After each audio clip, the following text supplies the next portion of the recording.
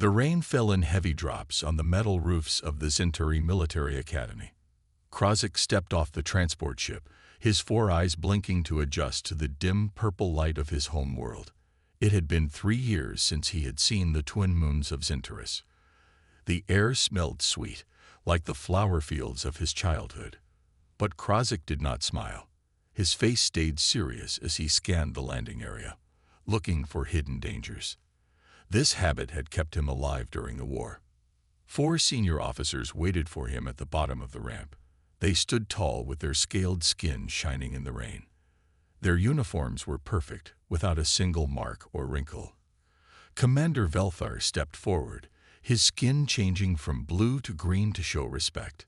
"Welcome home, war hero Krozik," said Velthar. "The Academy is honored by your presence." Krozik touched his right hand to his chest in the traditional greeting. "The honor is mine, Commander." A young Centauri aide rushed forward with a covering for the rain, but Krozik waved it away. "The rain feels good after so long in space," he said. The group walked toward the main building. Unlike other returning soldiers, Krozik did not look up at the beautiful towers of the Academy. Instead, his eyes moved constantly, checking the shadows between buildings, the rooftops, the faces in the windows. The officers noticed this, but said nothing. Inside the Grand Hall, hundreds of Centauri soldiers stood at attention. Their scales shimmered in shades of blue, green, and purple. When Krozik entered, they all touched their right hands to their chests at the same time. "The hero returns," announced Commander Velthar, his voice echoing in the large room. Krozik nodded to the soldiers but did not smile. He had forgotten how to smile. Later, in the officers' dining hall, Krozik sat at the main table with the Academy leaders. They ate traditional Centauri food, living plants that moved gently on the plates and sweet water from the deep springs of the planet. Krozik ate very little. "You seem changed, war hero," said Sub-Commander Lithara, her scales turning a gentle pink color of concern. "The reports of your bravery are known across all Centauri worlds, but they do not explain the look in your eyes." Krozik stared at his plate for a long moment. "I have seen things that cannot be explained in reports." The room grew quiet. Even the youngest officers stopped eating. "You served with the humans," said Commander Velthar.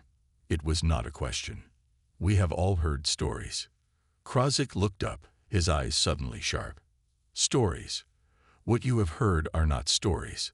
They are whispers of a truth too big to understand." An older officer at the end of the table laughed. "Surely the humans cannot be as strange as the rumors say. They are soft creatures with no scales or proper defenses." The room became very silent when Krozik turned to look at the officer.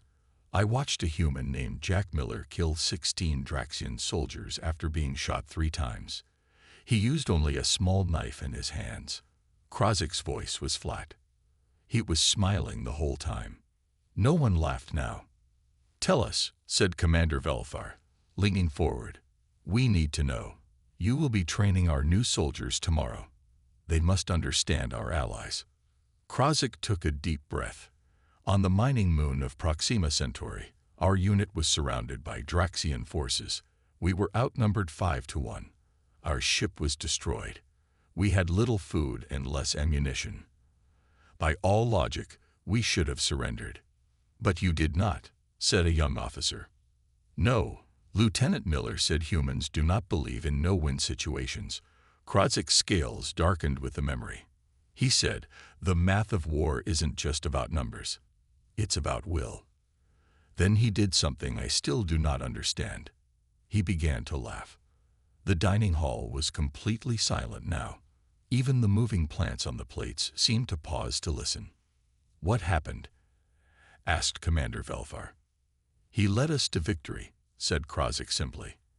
"And that was the first time I realized that humans are the most terrifying species in the galaxy." The next evening, Krozik sat in the common area of the Academy. The large room had soft purple lights and comfortable sitting cushions arranged in circles. Usually, instructors did not mix with new recruits after training hours, but Krozik did not follow this rule. He wanted to know the young soldiers he would be teaching. 5 young Centauri recruits approached him slowly. Their scales showed patterns of blue and yellow, the colors of respect and curiosity. The tallest one, a female named Vextra, spoke first. "War hero Krozik, may we join you?" Krozik nodded and gestured to the empty cushions. The recruits sat down, their movements careful and proper. "You have questions," said Krozik. It was not a guess. All new soldiers had questions about the war, about the Draxians, and now about the humans. "We heard about what you said at dinner last night," said Vextra. "About the human named Jack Miller." A smaller male recruit named Zintol leaned forward. "Is it true humans feel no pain? That they can fight even when badly hurt?"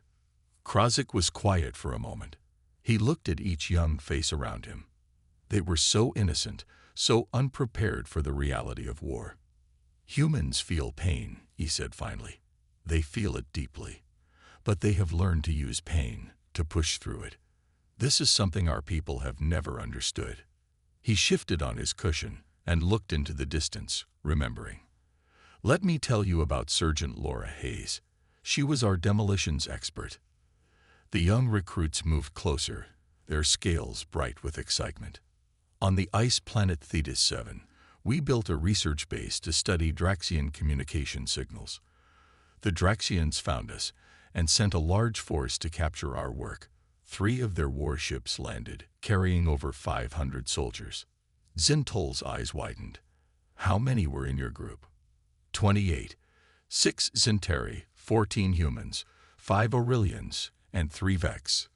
The recruits looked at each other in shock. Such small numbers against a Draxian attack force meant certain death or capture.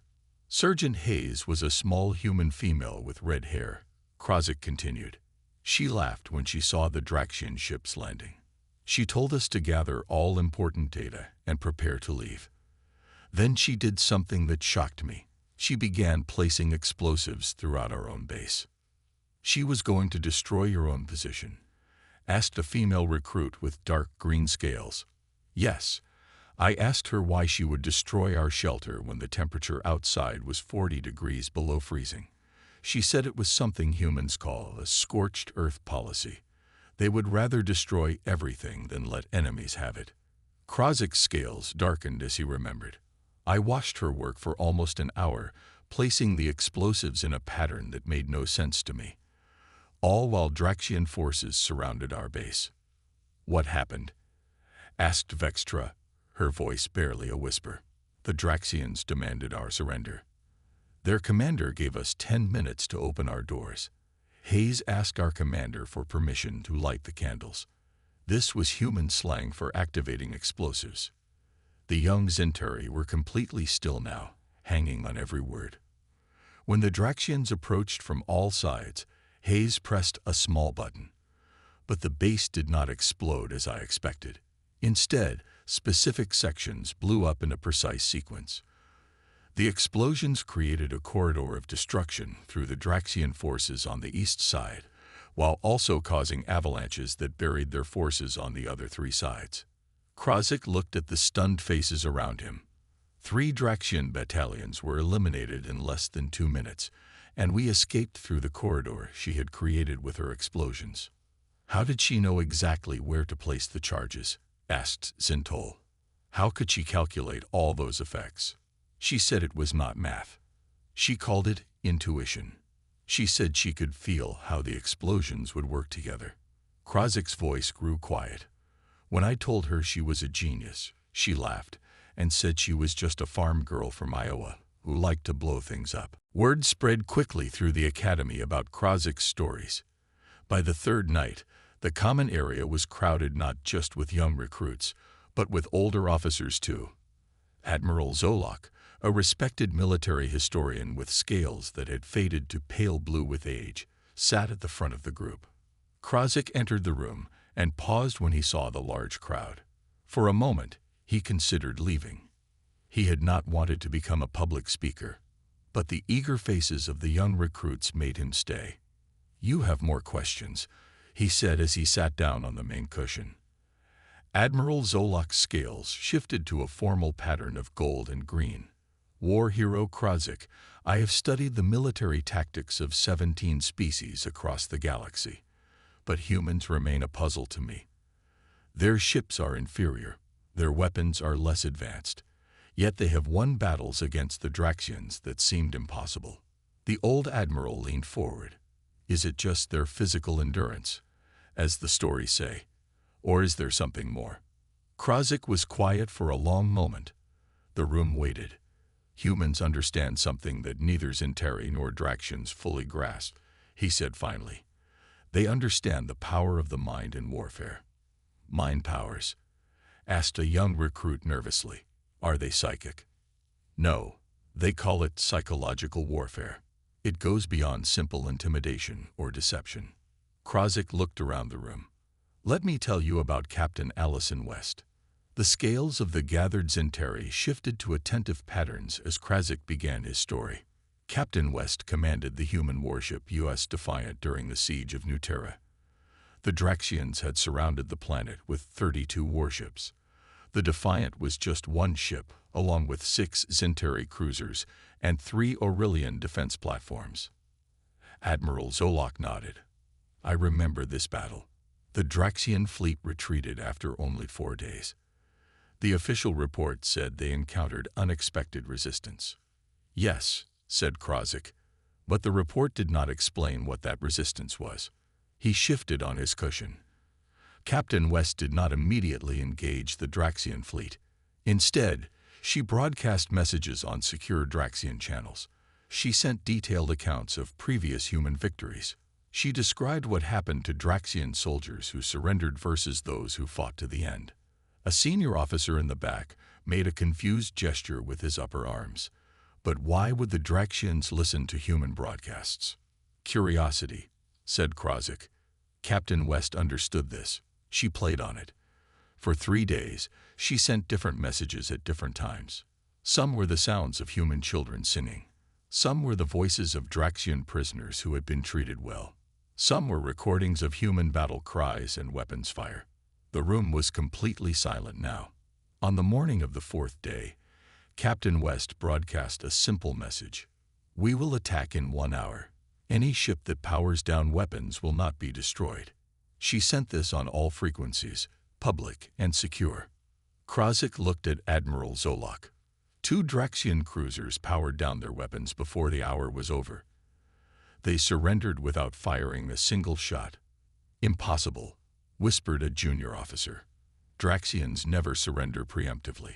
And when the battle began? Asked Admiral Zolok. The Draxian fleet was in disarray.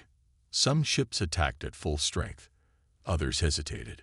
Their usual perfect coordination was broken. Krozik's scales darkened with the memory. Captain West had created doubt in their minds. And in space combat, doubt causes delay. Delay means death. The Admiral's eyes narrowed. And you believe this was planned, not just good fortune. Krozik nodded slowly. After the battle, I asked Captain West about her strategy. She showed me a book from human history called The Art of War by a human named Sun Tzu. She said, the supreme art of war is to subdue the enemy without fighting. This concept was thousands of years old in human culture. The Zinteri officers looked at each other with new understanding and worry in their eyes. The morning training exercise had been going for 18 hours straight. Krozik watched as the young Zinteri recruits trudged through the muddy obstacle course. Their movements were slow now. Their scales had dulled to tired grays and browns. One by one, they began to sit down, unable to continue. Enough, said the training officer. They have reached their limits. We should end the exercise. Krozik shook his head. No, gather them together. The training officer looked concerned but did as Krozik asked. The 30 recruits formed a ragged circle, many of them swaying with exhaustion. One young male had to be supported by his friends. You believe you have reached your limits, said Krozik, walking slowly around the circle. You think your bodies cannot go any further. With respect, war hero, said Vextra, her voice weak. We have been training for 18 hours with no rest.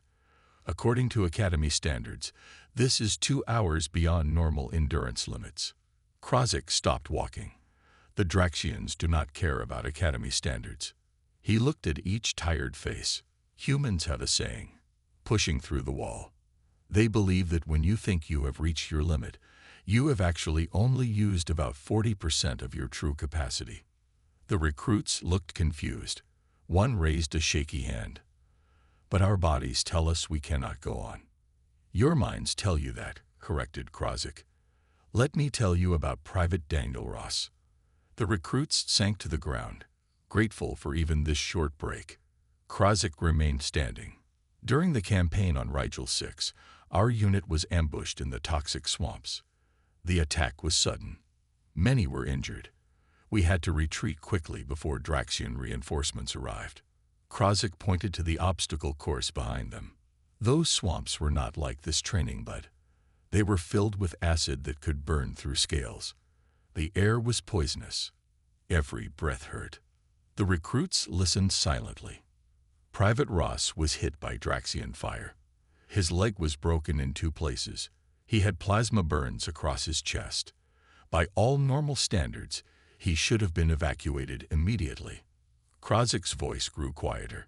But there was another human, Corporal Sam Wells, who was hurt worse. He could not walk at all. His breathing equipment was damaged. The training officer stepped closer, also caught up in the story. I watched Private Ross lift Corporal Wells onto his back. I told him to wait for the medical team. He looked at me and said, "They won't get here in time. The Draxians are coming." Krozik stared at the distant mountains. Private Ross carried Corporal Wells through those swamps for 3 days.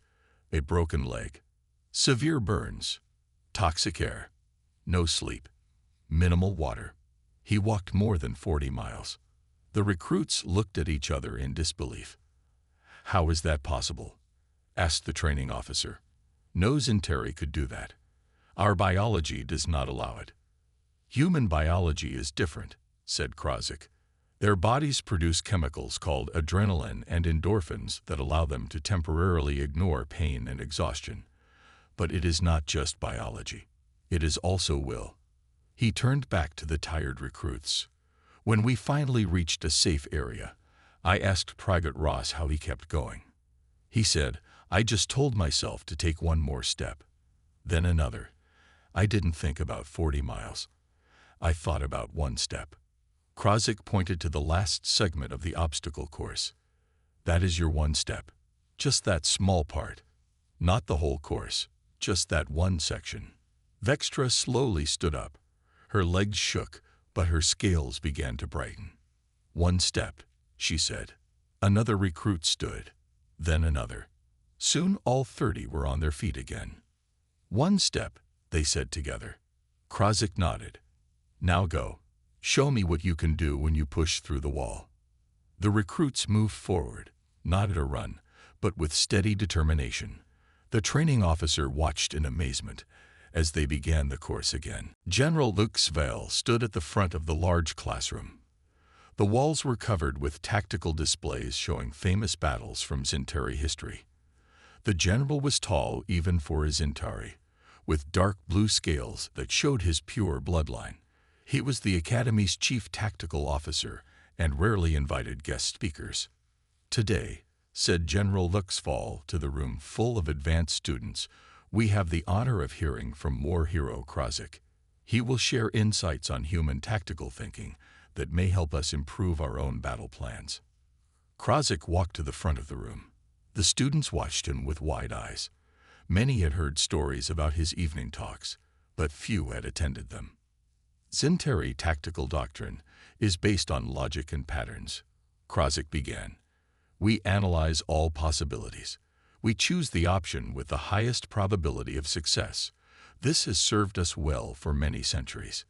He touched a control panel, and the display behind him changed to show a space battle. Zentari ships in perfect formation faced a scattered group of Draxian vessels. But humans, continued Krozik, often ignore logical patterns. They make choices that seem to have a low probability of success. And sometimes they win because of this approach. A student raised her hand. With respect, war hero, that sounds like simple gambling, not tactical thinking. A fair observation, said Krozik. Let me tell you about Major Frank Collins. The room grew quiet.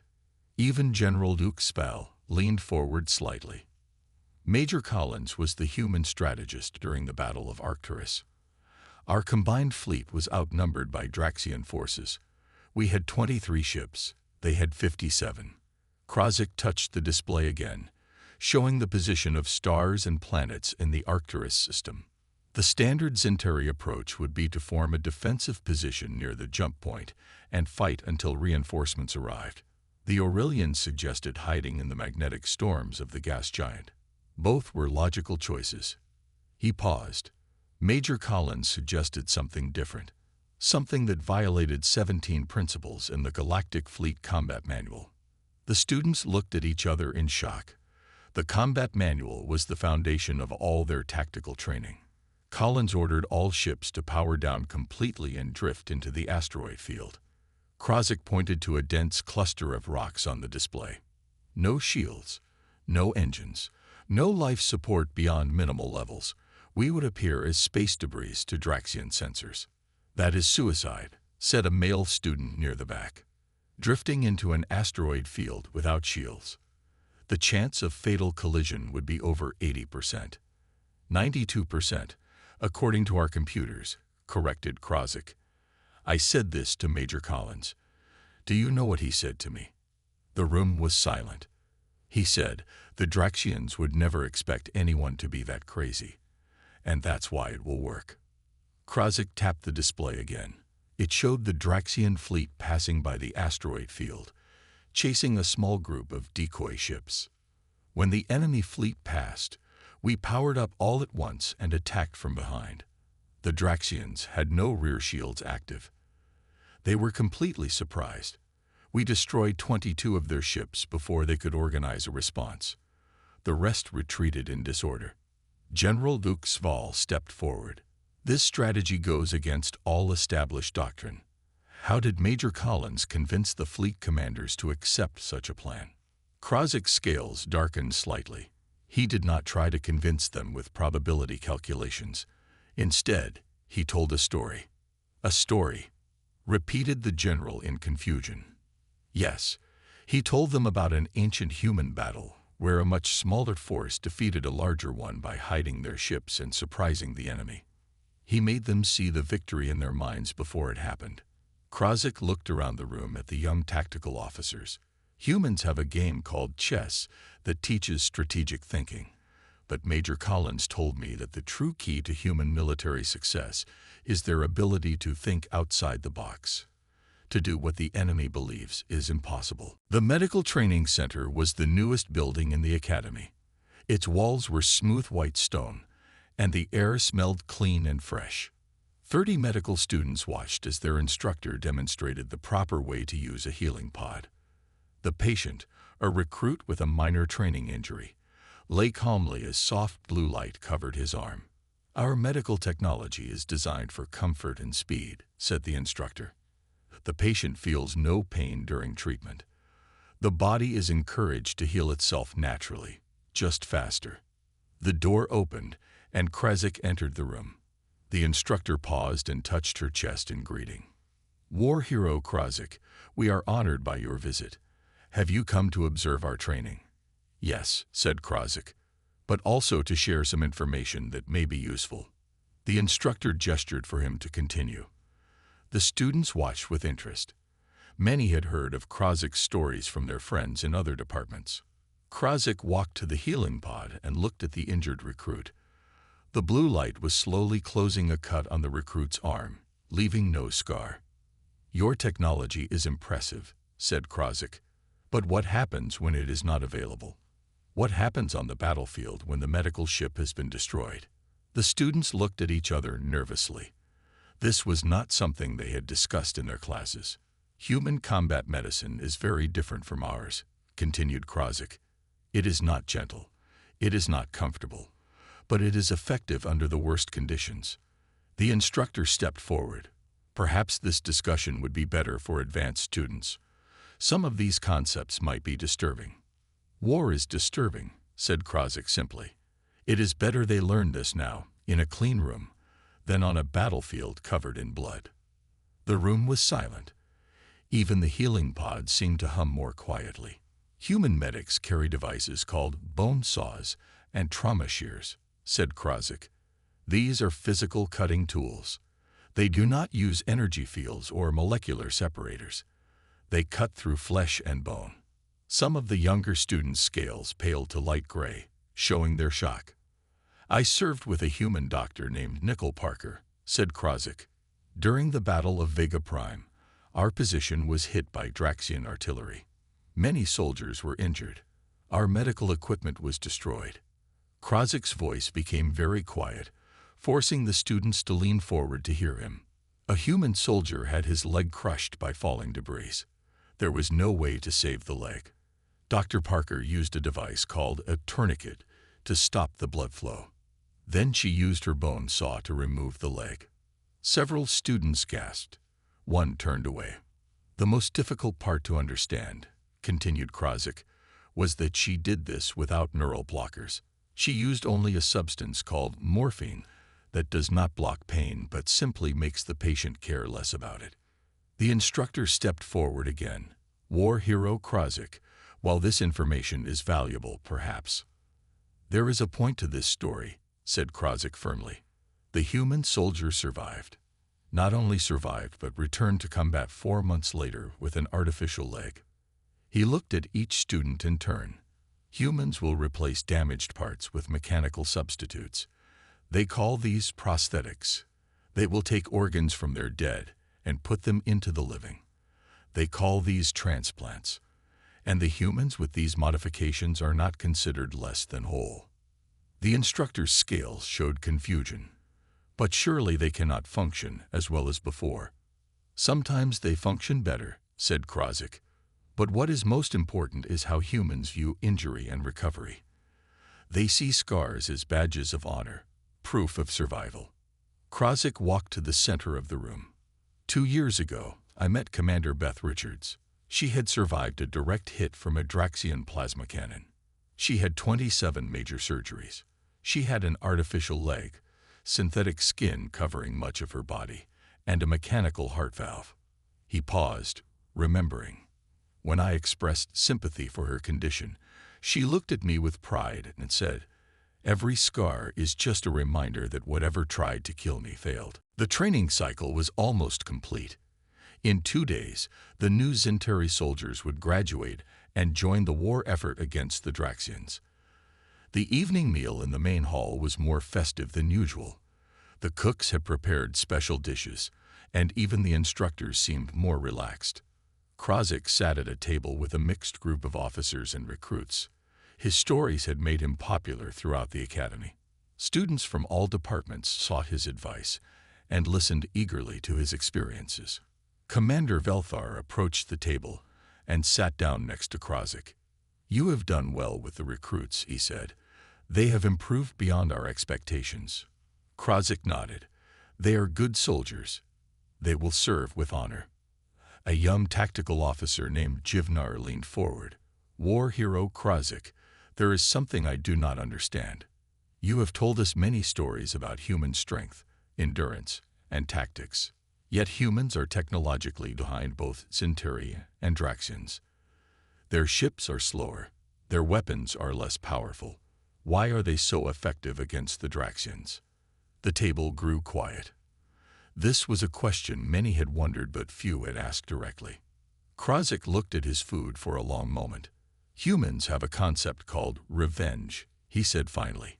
"It goes beyond tactical response to aggression. It is deeper, more personal." He looked up at the young faces around him. 3 years ago, the Draxians destroyed the human colony on New Anchorage. It was a civilian settlement. Over 6,000 humans died, including many children. The scales of the Zinteri listeners darkened in sympathy. One of the human officers I served with, Lieutenant Steve Morgan, lost his wife and daughter in that attack. Krozik's voice was very quiet now. Our protocols would require a soldier who suffered such a loss to be removed from combat duty, to receive psychological care.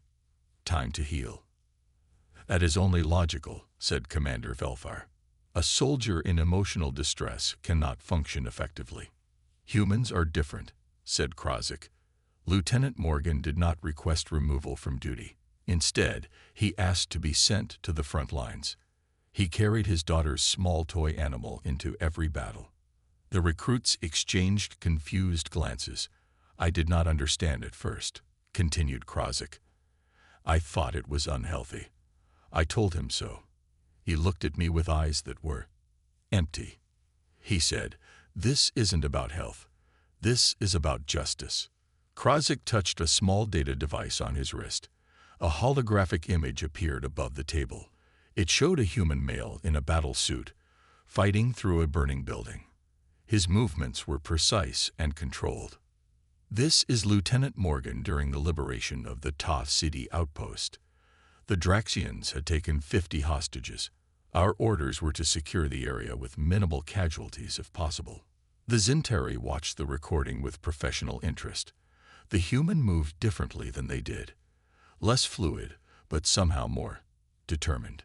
The humans have a term for what you see here, said Krozik. They call it cold fury. It is a state beyond normal anger.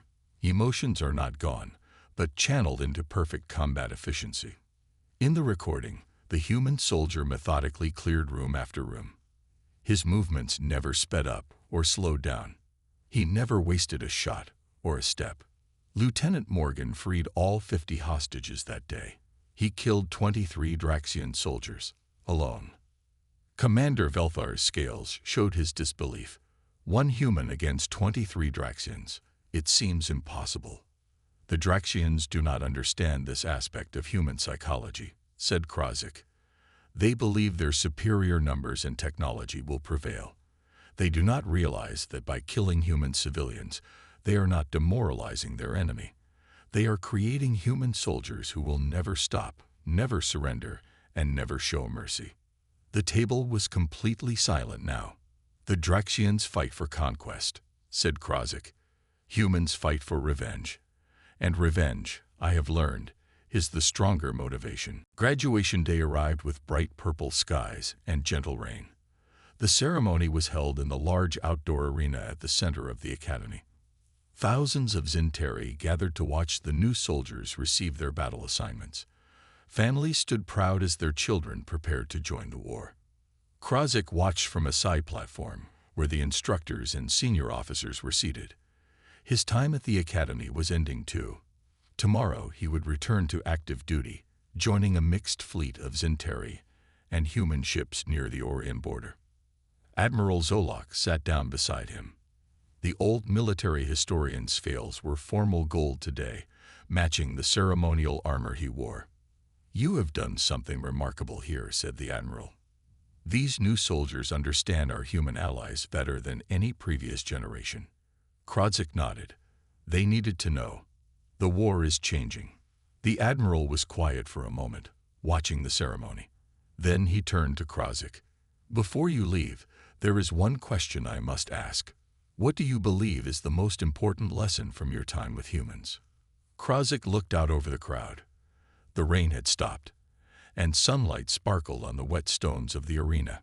Humans have a weapon more powerful than any in their arsenal, he said finally. They call it hope. The admiral's scales shifted to show his interest. Explain. When our strategic computers calculate a battle has a high probability of defeat, we retreat to save our forces, said Krozik. This is logical, but humans will continue fighting even when defeat seems certain. He turned to face the admiral. I once asked Colonel Ryan Phillips why humans keep fighting when our computers calculated a 97.3% probability of defeat. He showed me a photograph of his young son and said, because the only true defeat is surrendering the future. The admiral considered this. An emotional response, not a tactical one. Yes, but effective, said Krozik. Humans have a concept called the last stand. A small group will sacrifice themselves to buy time for others. They do not see this as waste. They see it as necessary. Down in the arena, the graduating soldiers were receiving their unit assignments, their scales bright with pride. The galactic records contained 372 documented cases where a single human ship engaged multiple Draxian vessels in what appeared to be suicidal combat. Krozik continued. In 27 of those encounters, the human vessel was victorious. In the others, their sacrifice allowed Allied forces to escape or counterattack. Admiral Zolok's scales darkened. Such losses should discourage them. Yet they continue to fight. That is what makes them different, said Krozik. They draw strength from their losses. Each sacrifice becomes a reason to fight harder. The ceremony was ending. The new soldiers stood at attention as Commander Velthar gave the final address. Tomorrow they would leave for various posts across the galaxy. A young officer approached Krozik's platform. It was Vextra, now wearing the insignia of a tactical specialist. She would be serving on a frontline cruiser. War hero Krozik, she said, touching her chest in greeting. I have been assigned to the 7th Fleet. We will be working directly with human forces. Her scales showed both excitement and nervousness. Are humans truly as terrifying as your stories suggest? Krozik looked at her for a long moment. Yes, he said without hesitation. But I thank the stars of the Ancient Ones that they fight alongside us, not against us. He stood up and looked out at all the new soldiers. Because the most terrifying thing about humans isn't their capacity for violence. It's their capacity for self-sacrifice in the name of those they've sworn to protect. Vextra's scales shifted to a pattern of deep understanding. I will remember your stories when I meet them, she said. Do not just remember, said Krozik. Learn from them, fight beside them, and be grateful they are our allies, for I would not wish to face them as enemies.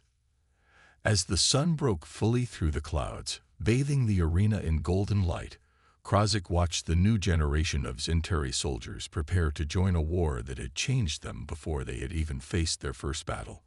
They would go forth with new understanding of their human allies, and perhaps a little of the human's terrible, wonderful spirit within them.